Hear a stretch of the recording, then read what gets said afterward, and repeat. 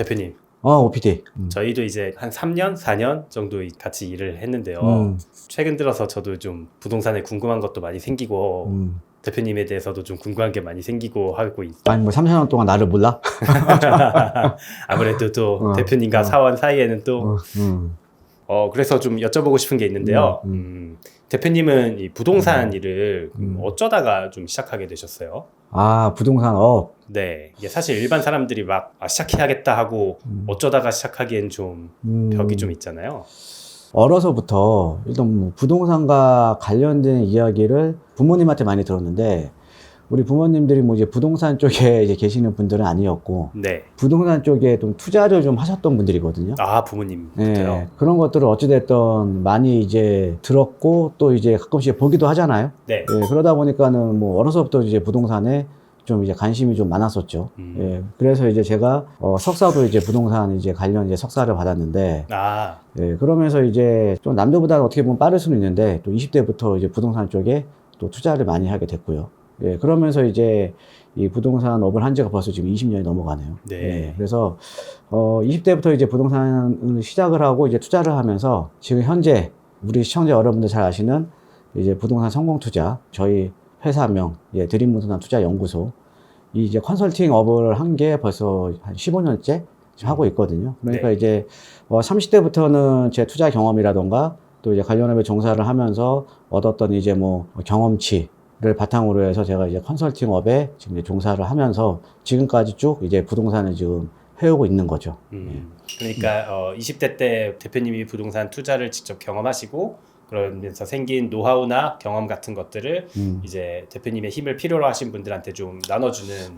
특히나 이제 저희 쪽 같은 경우는 특히나 이제 재개발 재건축 네, 뭐 이쪽으로 좀 많이 좀 특화가 좀 됐잖아요. 그렇죠. 그런데 제가 20대 때는 이 재개발 재건축이라는 게 사실은 뭐 이게 매뉴얼화된 게 없었어요. 네. 그냥 깜깜이 투자였거든요. 그러니까 어렸을 때부터 그러니까 제가 하면서 누구한테 이게 좀 매뉴얼대로 뭐 배울 수도 없었던 거고, 이제 제 나름대로 이제 공부를 많이 했던 거죠. 나름대로 뭐 도정법부터 시작을 해서 여러 가지 이제 공부도 하고 현장 다니면서 또 이제 경험도 하고, 그 경험을 바탕으로 해서 이제 30대부터 아까 말씀드렸듯이 우리 그 시청자분들이라던가 아니면 뭐 제가 또 이제 방송을 따로 하잖아요. 네. 좀 도움이 필요하신 이제 분들한테 제 경험을 바탕으로 한 이제 컨설팅업을 지금 이제 시작을 하게 된 거죠. 네. 대표님 근데 이렇게 그 한 20년 넘게 부동산 업계에 있었다고 하셨고 15년 정도 이렇게 컨설팅 업을 하셨다고 하셨는데 이렇게 길게 부동산을 하다 보면 요즘처럼 좀 어떤 위기나 이런 것도 좀 있으셨을 것 같은데. 시장이 좋았던 시기보다 안 좋았던 시기가 훨씬 많았죠. 아, 그런가요? 네.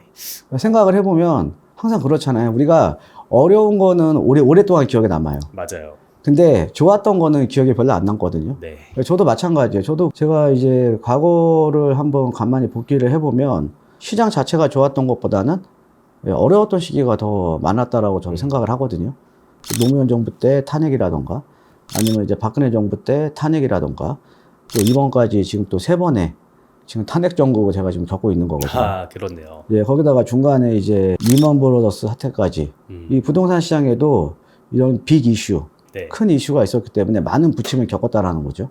근데 이제 보면은 지금 노무현 정부 때라든가 박근혜 정부 때 같은 경우에도 탄핵이 가결된 이후에 시장이 진짜 급작스럽게 유축이 됐거든요. 네. 예, 한 3개월 정도? 예, 시장이 상당히 안 좋았습니다. 네. 근데 그 이후에 또 다 반등을 했거든요. 예, 그 다음에 이제, 가장 이제 낙폭이 컸었던 2009년도에 이제 리먼 사태 때도요. 네. 그 다음에 또 빠르게 또 부동산 시장이 또 안정이 됐거든요. 예, 그러니까는, 그래서 제가 봤을 때는 지금 현 시점에서 봤을 때 지금의 상황도 좀 비슷하게 보여요. 아무래도 지금 투자자들 입장에서는 당연히 심리적인 유축이 상당히 심하겠죠. 그래서 네. 제가 볼 때는 25년 1, 2월까지는 상당히 좀 시장이 좀 유축이 될 가능성이 좀 상당히 높다. 그런데 우리가 과거의 예를 보면 그 시기가 그렇게 길지는 않았다라고 보는 거고, 또 최근에 가장 우리가 부동산 시장에서 낙폭이 컸었던 시기가 22년도였잖아요. 네. 예, 그 당시만 하더라도 이런 거죠. 이제 집값 폭등에 따른 피로감도 많이 쌓여있는 상황에서 금리가 단기간에 많이 올라버렸잖아요. 굉장히 빠르게 올랐죠. 예, 그러니까 그동안 그 당시에는 시장의 낙폭이 컸었던 거거든요. 근데 지금은 어때요? 예, 지금은 뭐 집값이 회복을 한 시기고, 그죠?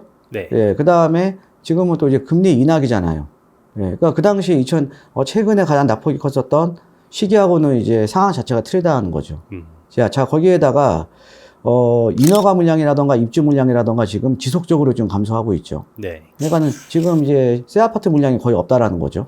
예, 그래서 지금 현 상황을 지금 판단을 해보면 이건 심리적인 유축. 당연히 이제 시장 참여자 입장에서는 이런 빅 이슈가 터지면서 당연히 심리적인 유축이 될 수밖에 없겠죠. 그래서 아까 말씀드렸듯이 그 전에도 우리가 한 3개월간 정도는 뭐 박근혜 정부, 노무현 정부 때 3개월간 정도는 시장이 상당히 유축됐었거든요. 근데 빠르게 또 시장이 또 반등을 했잖아요. 네. 네, 그래서 지금도 마찬가지로 저는 지금 봅니다. 예, 심리적인 위축이 지금 있을 뿐이지 지금 시장에 지금 수요가 뭐 사라진 게 아니잖아요.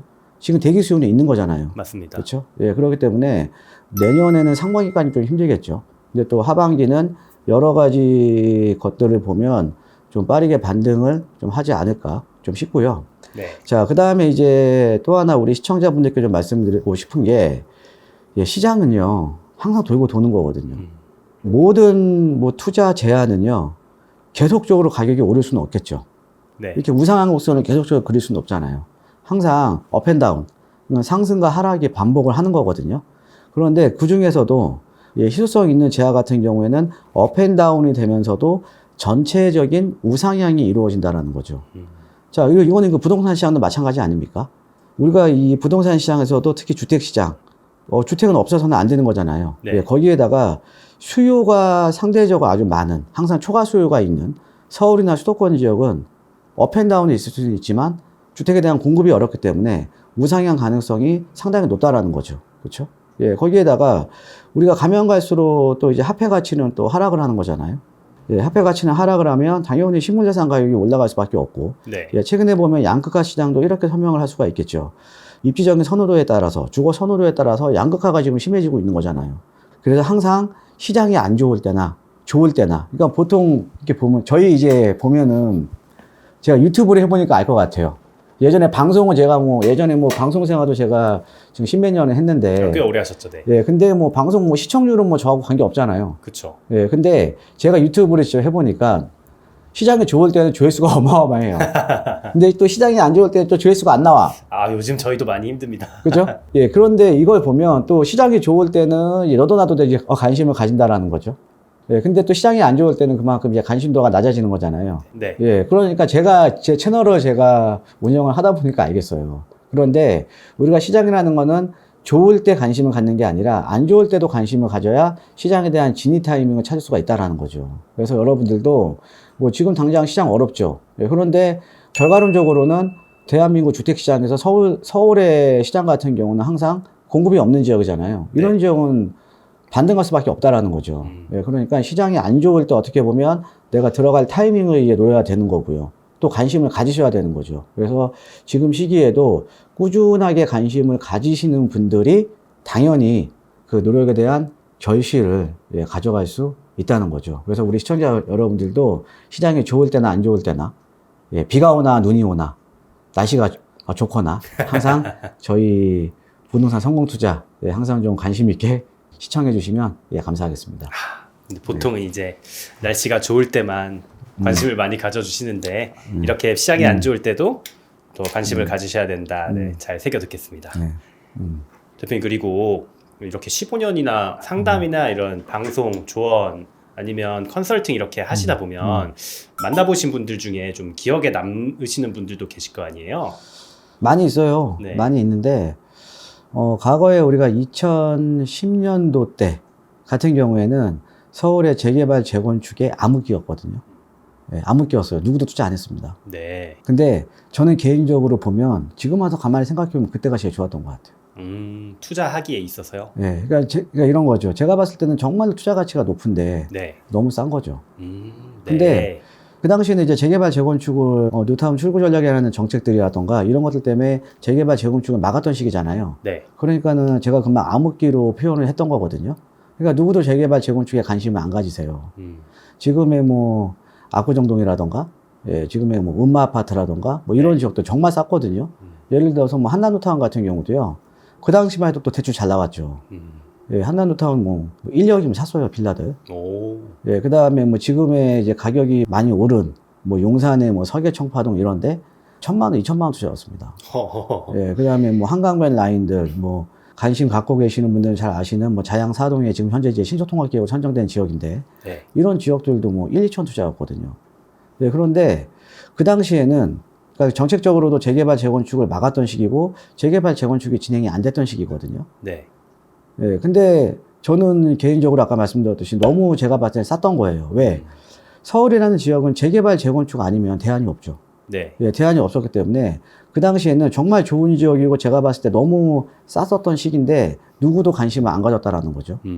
그런데 그 당시에 저랑 이제 제 조언을 듣고 아니면 저랑 상담을 하시고 매입을 하셨던 분들은 지금 사실은 자산 가치가 어마어마하게 늘어났겠죠. 네. 그렇죠. 예, 그런데 지금은 그분들이 이제 자녀분들이랑 같이 오십니다. 아.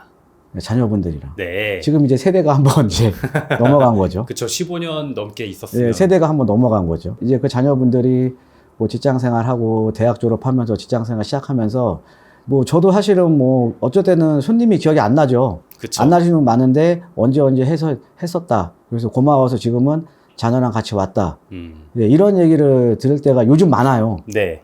예, 최근에 진짜 많았습니다. 네. 그때 보면은 상당히 좀 많이 보람을 얻죠. 아, 내 선택이 틀리지 않았고 내가 또 시장을 분석했던 게 틀리지 않았구나. 예, 그러면서 이제 보람을 많이 얻죠. 네. 예, 뿌듯하고요. 예.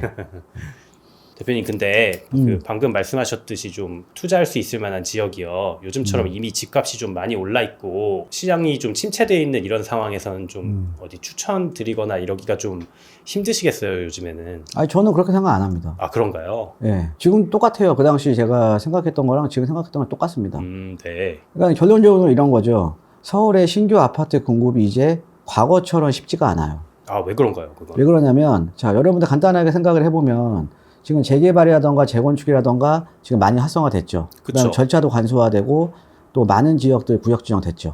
그러면 오히려 공급하기가 좀 더 쉬워진 거 그러니까 대상지가 넓어진 거잖아요. 네. 그렇죠. 자, 근데 대상지가 넓어진 거지 지금 사업비에 대한 부담이 엄청나게 커졌거든요.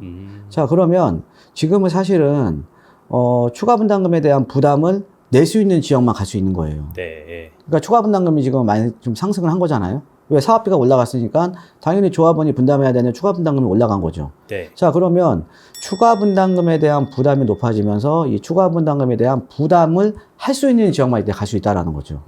그러니까 대상지가 넓어졌어도 갈 수 있는 지역은 정해져 있다라는 거죠. 네.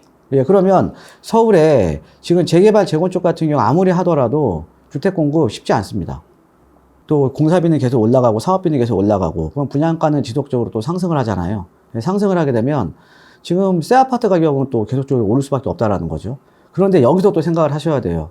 새 아파트 가격이 올라가게 되면 재개발 재건축, 그러니까 사업 진행이 가능한 재개발 재건축에 대한 프리미엄은 올라간다라는 거죠. 즉 내가 재개발 재건축 지역에 물건을 들고 있으면 그에 대한 피가 올라가는 거죠. 그러니까 시세 차익이 더 커진다라는 거죠. 네. 자, 그러면 지금 현재로서 지금 부동산 시장을 접근을 했을 때 사실은 뭐 지금 1주택자나 뭐 여유가 있으신 분들은 사실 걱정 없어요. 뭐 집이 있으니까. 근데 집이 없으신 분들이 문제예요. 지금 새롭게 시장에 진입해야 되는 분들. 그러니까 지금 뭐 새롭게 뭐 대학 졸업하시고 뭐 직장 생활 하면서 지금 시드머니를 모아 가고 계시는 분들. 새롭게 진입하는 분들이 문제라는 거죠. 예, 그런데 그런 분들도 10년 전, 15년 전에 투자했던 시기처럼 똑같은 생각을 하시면 된다라는 거죠. 재개발, 재건축 외에는 대안이 없다. 그러면 서울에 노후도가 높고, 그러니까 노후도가 법정 요건이 맞고, 입지 요건이 좋은 지역은 시간이 해결해 준다. 이렇게 생각하시면 되게 좀 쉽지 않을까요? 왜? 사업성이 나오는 지역이면서 노후도가 높은 지역이 개발이 안 될 리가 없잖아요. 아까 말씀드렸듯이 대상지는 넓어졌죠. 근데 갈 수 있는 지역은 한정되죠. 그러니까 재개발할 데가 별로 없으니까 재개발을 할 수 있는 지역들은 무조건 재개발이 될 수밖에 없다라는 거죠. 근데 그런 지역들이 아직도 소액으로 접근 가능한 지역들이 상당히 많다라는 거죠. 예, 그래서, 만약에 지금 이제 시장에 새롭게 진입하시는 분들, 뭐 앞으로 서울에서 계속 살아야 되는데, 내 집 마련을 하기에는 지금 아파트 가격은 너무 높고요. 그 다음에 가점 안 되면 어렵고요. 이렇게 생각하시는 분들 많이 포기하시거든요. 근데 그런 분들도요, 절대 포기하지 마시고, 아까 제가 말씀드렸던 내용 딱 기억하시면 될 것 같아요. 간단하게 정리해드리면, 서울의 대상지는 넓어지더라도 많아지더라도 갈 수 있는 지역은 정해져 있다. 자, 그러면 입지 좋고 재개발 요건이 충족이 된 지역들 같은 경우는 재개발 할 수밖에 없다. 네. 얘는 시간이 해결해 준다. 그러니까 이런 지역을 선점해서 들어가자. 예, 이렇게 생각하시면 지금 이제 그런 분들한테도 어느 정도 좀 희망이 좀 있지 않을까. 예, 이렇게 좀 말씀드리겠습니다. 네. 대표님 마지막으로 요즘 시장이 좀 많이 힘들면서 힘든 시기를 보내거나 시장에 진입을 망설이시는 여러 시청자분들이 계실 텐데요. 그런 분들을 위해서 조언 한 말씀 좀 부탁드려도 될까요?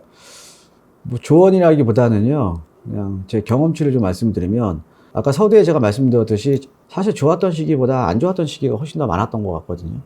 네, 그런데 그 중에서도 준비를 하신 분들 같은 경우에는 거기서도 많은 시세 차익을 내시는 분들이 상당히 많다라는 거죠. 뭐 제 주변뿐만 아니라 우리 시청자 여러분들 주변에도 이제 많잖아요. 항상 기회는 있는 거죠.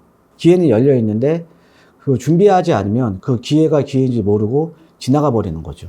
예, 그래서 우리 시청자 여러분들 항상 저희 부동산 성공 투자와 항상 함께 해주시고요.